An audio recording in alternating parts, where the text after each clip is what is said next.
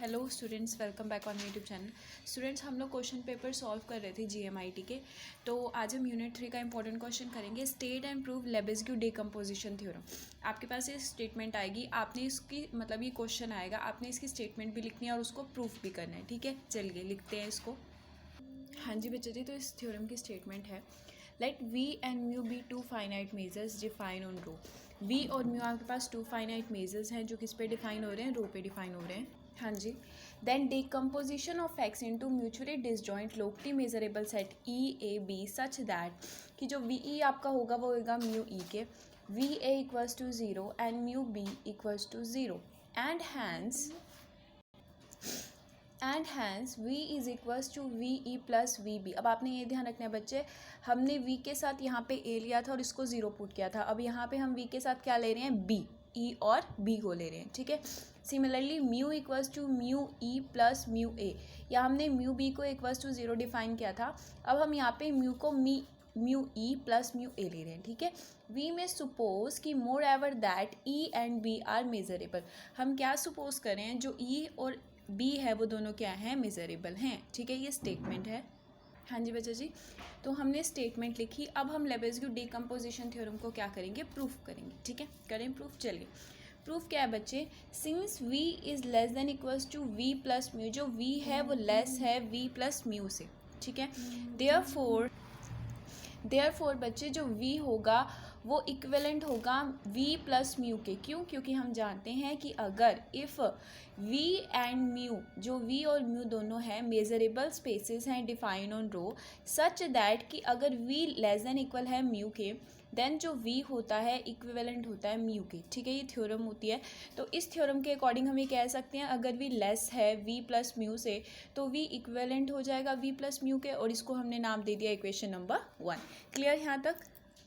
हाँ जी, और next theorem हमारी क्या कहती है बच्चे, वी नो दैट कि इफ़ अगर v और म्यू फाइनाइट मेजर्स हैं ऑन रो पे, ठीक है, सच दैट जो v है वो किसके इक्विवेलेंट है, म्यू के, then there exist a measurable set e। तो एक ऐसा मेजरेबल सेट e एग्जिस्ट कर जाता है सच दैट बच्चे कि v किसके इक्वल हो जाता है, म्यू e के। v किसके इक्वल हो जाता है, म्यू e के। e हमने यहाँ मेजरेबल जो सेट एग्जिस्ट करे ना उसके इक्वल होता है। एंड जो v है is equals to V E के। v किसके इक्वल हो जाता है, वी ई के। हाँ जी, तो अगर आपको ये थ्योरम को प्रूफ करना है ना, तो उसके लिए आपको ये वाली बात याद होनी चाहिए। ये मोस्ट इंपॉर्टेंट है, ये आगे भी यूज़ होगा, इसलिए आप मान लीजिए ये आप अच्छे से याद कर लीजिए। ठीक है, ये थ्योरम जो है इसको आप अच्छे से लर्न कर लीजिए, क्योंकि इसका इस थ्योरम में इसको सॉल्व करने के लिए इस थ्योरम का यूज़ बार बार हो रहा है। ठीक है, चलिए अब हमने डिफाइन किया। अब हमें ये क्या कह रहा था कि v अगर इक्विवेलेंट है v प्लस म्यू के, तो इस थ्योरम को अप्लाई करके एक ऐसा measurable function measurable set exist करेगा f सच दैट कि v इज किसके इक्वल हो जाएगा, v प्लस म्यू f के। क्यों? क्योंकि यहाँ पे जो v है वो किसके इक्विवेलेंट है, v प्लस म्यू के। क्लियर यहाँ तक? एंड जो v है वो किसके इक्वल हो जाएगा बच्चे, v f के। f यहाँ पे क्या है, मेजरेबल सेट जो हमने डिफाइन किया, कुछ नहीं किया, जब हमने जस्ट इस थ्योरम के अकॉर्डिंग इसमें यहाँ पे वैल्यूज पुट की हैं। ठीक है, और इसको हमने नाम दे दिया इक्वेशन नंबर 2। क्लियर है यहाँ तक? अब आप क्या करेंगे बच्चे, अब यहाँ से इंपॉर्टेंट है, आपने लेट किया a को, आपने क्या मान लिया, x माइनस एफ। हाँ जी बच्चे जी, आपने क्या किया, आपने a को क्या लेट कर लिया, x माइनस एफ। ठीक है, ये आपको लर्न करना पड़ेगा। तो आपने a को माना x माइनस एफ, तो वी ए, हम a को हमने वी ए को 0 पुट करना है ना। ठीक है, 0 वैल्यू निकालनी है, तो इसलिए हम यहाँ v लगाएंगे कि V A equals to V X minus V F हो जाएगा। क्यों? क्योंकि a इक्वल है x माइनस एफ के।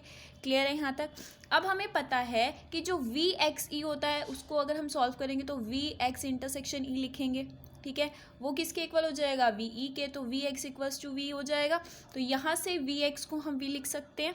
क्लियर? और V F as it is हमें पता है जो वी एफ है वो किसके इक्वल है, वी के। ठीक है, वी एफ किसके इक्वल है, वी के। तो यहाँ वी, तो वी ए की वैल्यू क्या हो गई, 0, और इसको हमने नाम दे दिया इक्वेशन नंबर 3। आई होप कि आपको यहाँ तक समझ में आएगा, बहुत ईजी है, जस्ट ये 2 थ्योरम्स अप्लाई हुए हैं और आपको ये याद रख करना है। ठीक है, क्लियर? आगे चलते हैं। हाँ जी बच्चे जी, हमने वी ए को इक्वल्स टू 0 पुट किया, निकाली उसकी वैल्यू। अब हमने कहा था जो v है वो इक्विवेलेंट है v प्लस म्यू के, f के, है ना, हमने ये कहा था। तो v प्लस म्यू f को आप लिख सकते हैं V F plus mu f। ठीक है, और वी एफ आपका किसके इक्वल है, v के। फ्रॉम इक्वेशन नंबर 2 हमने दिखाया था, तो plus V F V F जो वी है प्लस म्यू एफ के, तो आप क्या कह सकते हैं कि जो वी प्लस म्यू एफ है वो किसके इक्वल हो जाएगा बच्चे, वी प्लस म्यू एफ के। क्लियर यहाँ तक, और इसको हमने नाम दे दिया इक्वेशन नंबर 4। अब नाउ आपने क्या कहा, आपने कहा जो v है वो इक्वल है v प्लस म्यू एफ के, ठीक है, और जो ये है ये इक्वल है v प्लस म्यू एफ के, ठीक है, ये किसको इक्वल है v प्लस म्यू एफ के। तो आप यहाँ से कह सकते हैं कि v is equals to v plus mu F, ठीक है। क्लियर है यहाँ तक, कुछ मुश्किल नहीं है, ईजी है, आप ध्यान से समझेंगे आपको समझ में आ जाएगा। और इसको आपने नाम दे दिया इक्वेशन नंबर 5। अब ध्यान से देखिए, हाँ जी, हम क्या कह रहे हैं कि v plus mu F equal है v के, और v plus mu F equivalent है v के, ठीक है। अब हम क्या जानते हैं बच्चे कि अगर जो म्यू इक्विवेलेंट है v के एंड v इक्विवेलेंट है रो के, तो म्यू है वो इक्विवेलेंट किसके हो जाएगा, रो के, ठीक है। तो ये थ्योरम अप्लाई करके हम कह सकते हैं कि जो वी एफ है वो किसके इक्विवेलेंट है, म्यू के, यानी जो म्यू एफ है वो किसके इक्विवेलेंट हो गया, v के। अब अगर वी एफ इक्विवेलेंट हो गया म्यू के, तो मैंने आपको बोला था ये थ्योरम अप्लाई होगी, पीछे वाली थ्योरम है सेम। हाँ जी, पीछे वाली थ्योरम क्या कह रही थी बच्चे कि अगर v और म्यू आपके पास फाइनाइट मेजर्स हैं ऑन रो पे, सच दैट कि अगर v इक्विवेलेंट है म्यू के, तो एक मेजरेबल सेट एग्जिस्ट करेगा e, सच दैट कि v किसके इक्वल हो जाएगा, म्यू e के, और जो v है वो किसके इक्वल हो जाएगा बच्चे, v e के। तो यही थ्योरम हमने यहाँ अप्लाई किया, मैंने आपको बोला था इसलिए कि ये थ्योरम आप अच्छे से लर्न कर लीजिए, ठीक है। चलिए, तो अगर म्यू एफ इक्विवेलेंट है v के, तो एक ऐसा मेजरेबल सेट एग्जिस्ट करेगा जी, सच दैट बच्चे जो म्यू एफ है वहाँ हम v लेके चले थे, ठीक है, v इक्विवेलेंट था म्यू के, तो इसलिए हमने v को लिया। अब हम म्यू एफ लेके चले हैं, इसलिए हम म्यू एफ क्या कह रहे हैं, mu F is equals to v G. Clear यहाँ तक, ठीक है। एंड जो म्यू एफ है वो इक्वल हो जाएगा म्यू एफ जी के, ठीक है। क्यों बच्चे, क्योंकि यहाँ जो v है वो किसके इक्वल है, v e के। क्लियर यहाँ तक, और इसको हमने नाम दे दिया इक्वेशन नंबर 7। हाँ जी बच्चे जी, अब आपने वहाँ पे क्या किया था, आपने a को डिफाइन किया था x माइनस एफ, ठीक है। अब आप यहाँ पे e को लेके चल रहे हैं, e लेके चल रहे हैं ना आप यहाँ पे, तो e आ रहा है, इसलिए आप यहाँ कहेंगे, आप डिफाइन करेंगे e को f इंटरसेक्शन g। ये भी आपको लर्न करना पड़ेगा कि आपने e को क्या डिफाइन किया है, e is equals to f intersection g। अब एक बार म्यू, अगर आप म्यू एफ निकालें तो म्यू एफ क्या है, म्यू एफ इक्वल है म्यू एफ जी के, ठीक है, इक्वेशन नंबर 7 से। और म्यू एफ जी को आप क्या लिख सकते हैं बच्चे, हाँ जी बच्चे जी, म्यू एफ जी को आप लिख सकते हैं म्यू एफ इंटरसेक्शन जी, ठीक है, और म्यू एफ इंटरसेक्शन ई जी को आप म्यू ई लिख सकते हैं। तो यहाँ से आपने क्या प्रूफ कर दिया बच्चे कि जो म्यू एफ है वो किसके इक्वल है, म्यू जी के, सॉरी, जो म्यू एफ है वो किसके इक्वल है, म्यू ई के। क्लियर यहाँ तक, और इसको आपने नाम दे दिया इक्वेशन नंबर 8। अब आप वी ई को, वी ई लिया आपने, ठीक है। अब अगर आप वी ई लेंगे और ई किसके इक्वल है, एफ इंटरसेक्शन जी के, तो वी एफ इंटरसेक्शन जी हो जाएगा, और इसको आप लिख सकते हैं वी एफ जी। क्लियर यहाँ तक। तो अब आपको पता है वी एफ किसके इक्वल है, जो वी एफ है वो वी जी के इक्वल है ना। वी एफ किसके इक्वल है, वी के, है ना। वी एफ किसके इक्वल है बच्चे, वी के। तो आप वी लिख सकते हैं यहाँ पे, और जी साथ में था इसलिए जी लग गया। क्लियर यहाँ तक।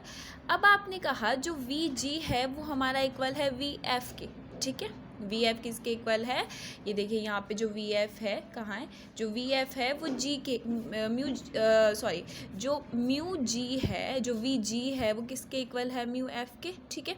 तो इसलिए आपने वी जी को क्या इक्वल पुट किया, म्यू एफ के, ठीक है। तो यहाँ पे आ गया। और म्यू एफ किसके इक्वल है, जो म्यू एफ है वो किसके इक्वल है, म्यू ई के।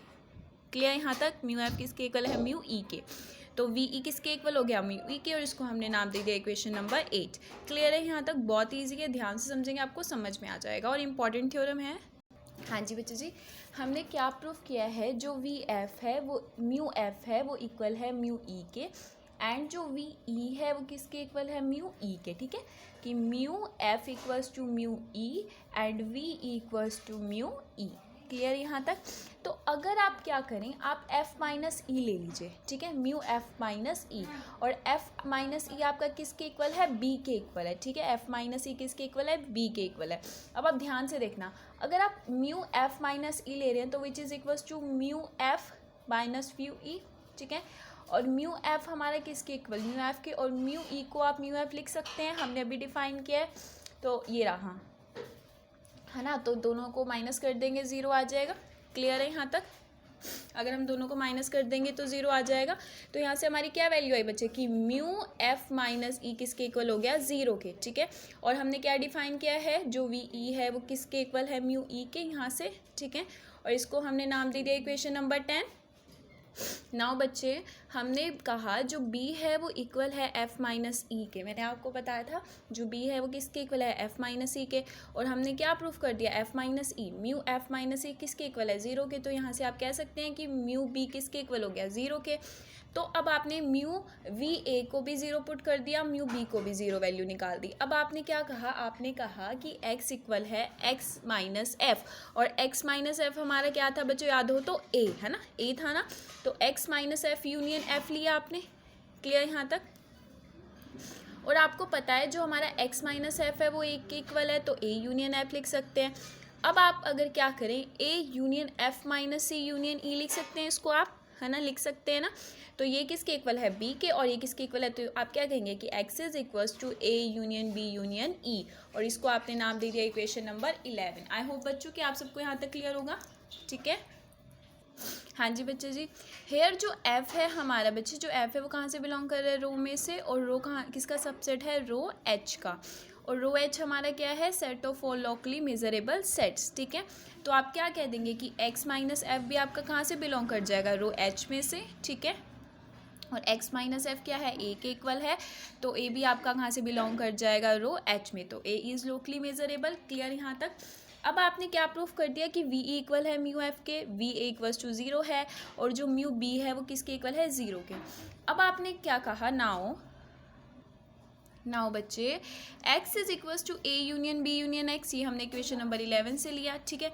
और इसको हम अगर v करेंगे साइड कि V X equals to V A intersection b intersection e, sorry कि अगर आप वी एक्स को इक्वल रखें V A union B union E, ठीक है। तो आपको पता है a union b union e को आप कैसे लिख सकते हैं बच्चे, हाँ जी बच्चे जी। तो v is equals to V A plus V B plus V E हो जाएगा। और v इक्वल वी ए को हमने 0 है हमारा पता है हमें यहाँ से, तो v plus V B plus V E. तो हमने क्या प्रूव कर दिया बच्चे, जो v है वो किसके इक्वल है, V B plus V E के, क्लियर यहाँ तक। अब हाँ जी बच्चे जी, अब हम म्यू एक्स लेंगे, पहले हमने वी एक्स लिया था, अब हम म्यू एक्स लेंगे। Mu X is equals to mu A union B union E. तो विच इज इक्वल्स टू क्या लिख सकते हैं कि mu A plus mu B plus mu E लिख सकते हैं, ठीक है। हमें पता है जो म्यू बी होता है वो इक्वल्स टू 0 है, तो हमारा म्यू क्या आएगा, equals to mu A plus mu E. तो हैंस प्रूफ, हमने सारा प्रूफ कर दिया। तो यहाँ ये हमारी थ्योरम प्रूफ होती है। अगर आपके लिए वीडियो हेल्पफुल है तो मेरे चैनल को लाइक कीजिए, सब्सक्राइब कीजिए। Thank you so much.